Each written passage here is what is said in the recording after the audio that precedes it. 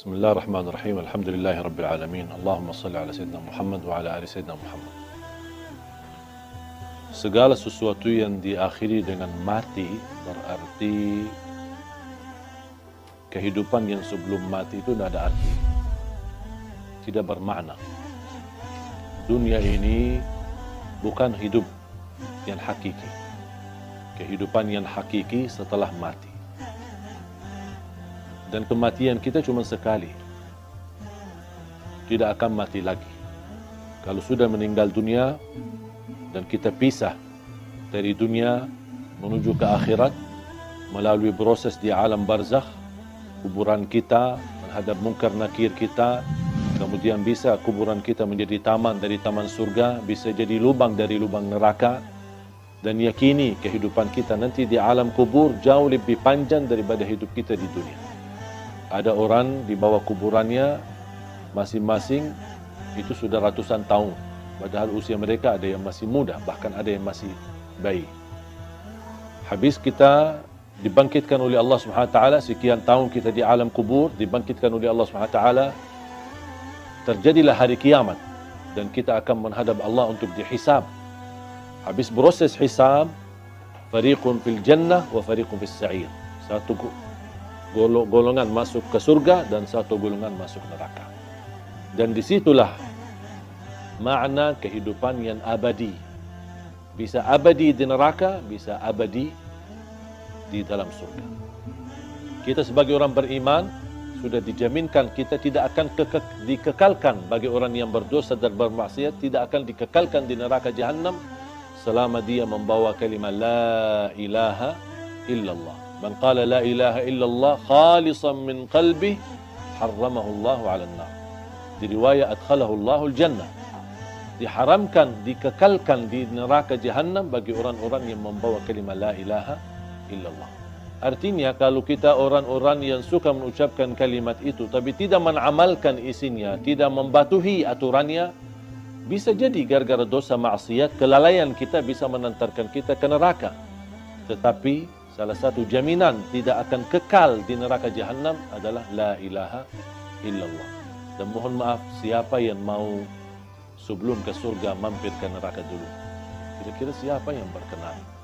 Kalau memang kita tidak mau mampir ke neraka dulu, jangan anda mengucapkan kalimat la ilaha illallah saja, tapi anda menjadi hamba yang patuhi dan taati. Jadikan hidup di dunia ini adalah surga kita di dunia dengan kalimat la ilaha illallah.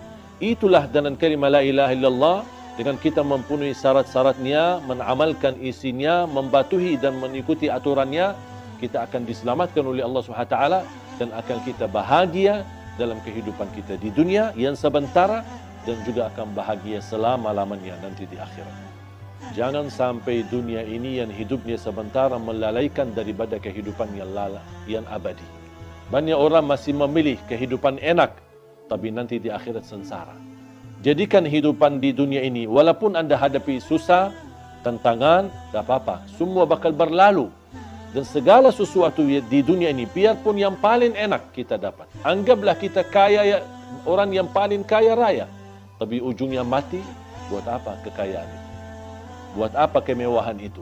Buat apa keindahan itu? Kalau saya akan nanti tinggalkan, akan menuju kepada kehidupan yang abadi. Makanya harus kita fikir cerdas untuk memperjuangkan kehidupan yang abadi, yang insya Allah akan kita menjadi orang yang kekal di dalam surga Allah Subhanahu wa taala. Insya Allah tanpa mampir ke neraka. Amin ya rabbal alamin. Ada satu tanda, malaikatul maut cabut nyawa kita, itu sudah mati. Itu tandanya. Kenapa Allah Subhanahu wa taala sembunyikan kematian dan proses kematian itu? Bisa ada orang mati mendadak. Bisa ada orang mati karena kecelakaan. Bisa ada orang mati karena apapun terjadi. Bahkan bisa ada orang karena sehat, tidak ada apa-apanya, justru dia merawat orang tuanya, pulang pergi ke rumah sakit, malah justru anaknya yang mati duluan. Tidak ada yang bisa memastikan dan membuktikan ada tanda-tanda sebelum kematian. Tidak ada tanda melalui mimpi, tidak ada tanda dalam tubuh kita atau akan terjadi di waktu asar atau di waktu yang lain, tidak ada tanda sama sekali.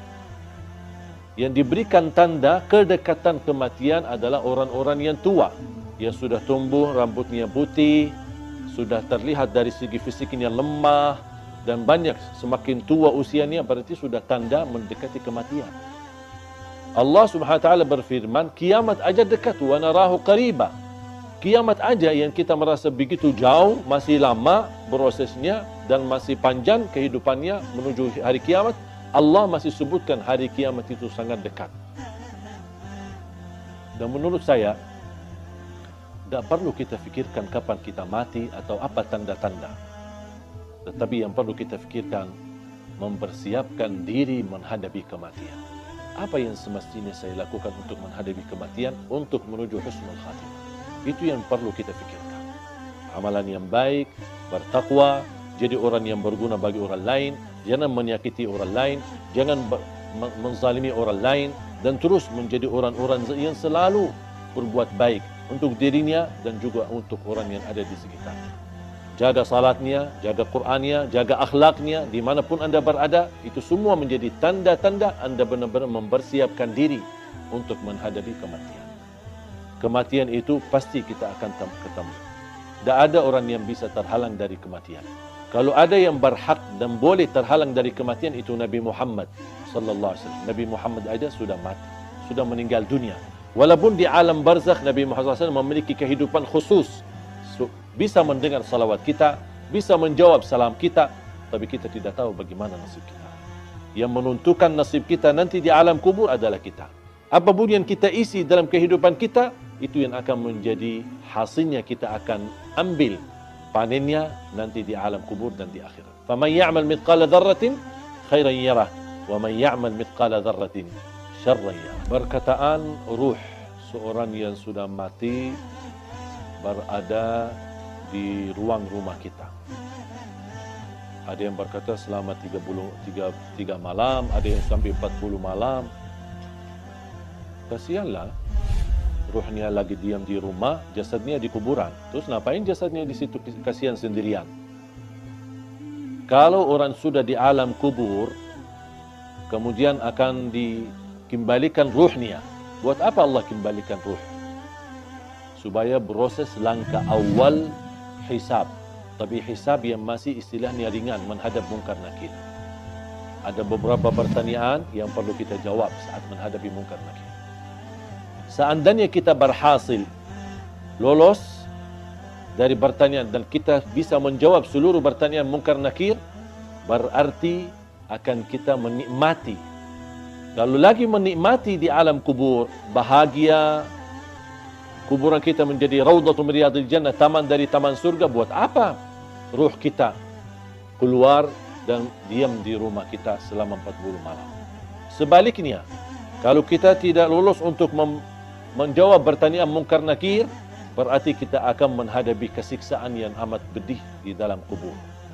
Dan tidak mungkin orang itu saat disiksa masih nyawanya bisa jalan-jalan kemana-mana, termasuk mampir ke rumah dan diam di rumah selama 40 malam.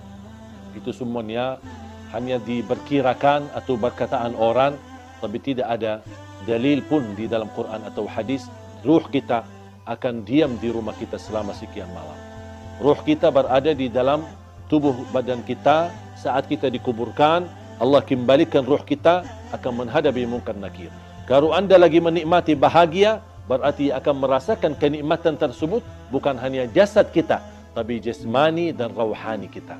Kalau ruh kita terpisah dan dia diam di rumah untuk melihat kondisi dan keadaan di rumahnya, bagaimana keluarganya. Terus kalau ada di antara keluarga, ketika ada ruh seorang meninggal, dia masuk ke rumahnya. Terus ternyata istrinya tak nangis setiap malam. Pasti dia sakit hati. Bukan sakit hati, ya sakit ruh. Apalagi kalau istrinya nikah.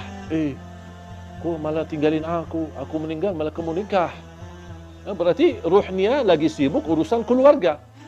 Ini semuanya tidak masuk akal. Makanya jamaah sekalian, jangan terlalu percaya hal-hal yang aneh-aneh. Kalau kita bahagia di alam kubur, berarti ruh kita akan disibukkan dengan kebahagiaan. Kalau kita lagi di alam kubur disiksa, na'udzubillah min zalik, berarti ruh kita akan kesibukkan dengan azab, na'udzubillah min zalik. Wallahu ta'ala.